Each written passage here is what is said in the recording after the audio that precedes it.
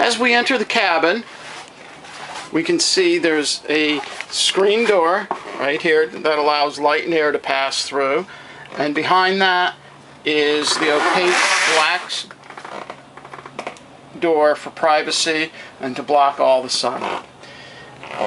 Stepping into the cabin along the port side, we've got the U-shaped lounger there, which fills in and becomes a sleeping area also. And right under here there's storage, but under this one there's the Xantrax inverter. We've got our power panel here, right there. Clarion 6-stack CD changer. We have a full vinyl headliner in this boat, right there. The V berth, we're showing it already filled in. There's another pole, so you can use that as a seating area. And coming over here to the galley, we've got the microwave, single burner stove, Korean style countertop, and refrigerator. A big plus on this vessel is this carpet just snaps in and out. There's a full fiberglass liner for when the kids want to get messy. It's very easy to keep neat and clean.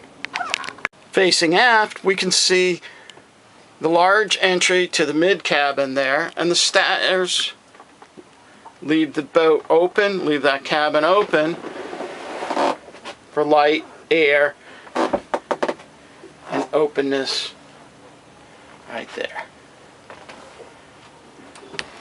As we pan over from the mid cabin, which is full beam berth, right there, looking through the screen door, we can see the light. And then coming over here, we have a fully fiberglass lined head, vacuum flush toilet right there, removable carpet, the Korean style countertop, and pull out faucet. There's a tank monitor right there, so you always know what level your tank is at. Right there we've got a full length mirror also. Wellcraft does a nice job in the finishing.